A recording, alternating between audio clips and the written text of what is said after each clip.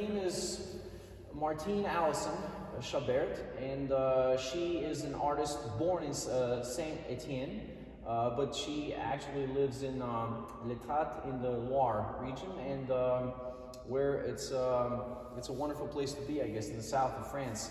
I came across this work, which appeared to me, it struck me right away for its richness. It's extremely rich in details, I would say, nuances and textures, and it is very easy to understand that there's a story, but it's quite a complex process to make out what the exact story is about, because it feels to me that this is filled with symbolism.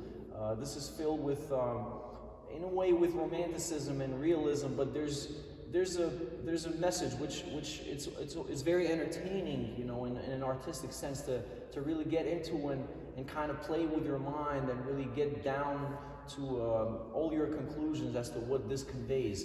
But just the richness of it really struck me, and I was mesmerized by the details, how well, starting from the sky and the mountains and the buildings and the houses and the water, there's so many elements in there that you, Martine, have given it so much, it's done with so much commitment, and the passion is one thing that is very evident in there. I want to say a few words about this work of Martine's, but first I want to state the title. The title is a very modern one, The Band of Charlie, Lecoux and Sylvestre in Port Grimont. It really, at the beginning, I thought I was hearing a prelude, but then as I really started getting into the description of it, in which I'll get to very briefly, and then I'll ask my crew to cite Martine's words, as she is the one to really portray to the best possible. But in the beginning, I thought it was a prelude that came to my head, but I started really cooking this piece, and as it was going through the process, it turned out to be a little sweet. I want to say a few words about the piece. The little band of gay lads have decided to stop off at Port Grimont near Saint-Tropez. Among them, Miss Prissy, an old maid, went out on the hunt for husbands. So, as you read the story portrayed by Martine, and you go through the image of this beautiful work, of which I still keep on discovering details, I will play the suite that I've dedicated to it.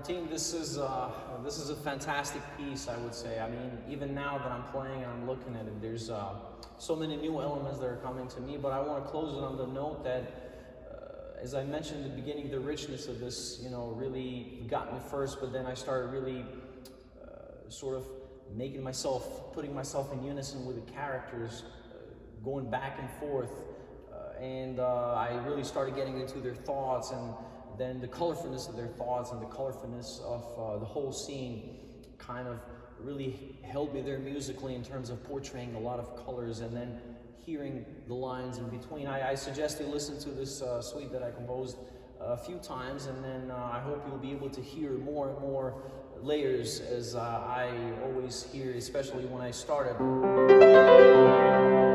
If you focus on each and every single note, you can hear them, and then you match your thought to the thoughts of these characters that you put in here, and to the multitude of colors that you portray in here. Thank you so much for this work. Fantastique, I would say. Thank you.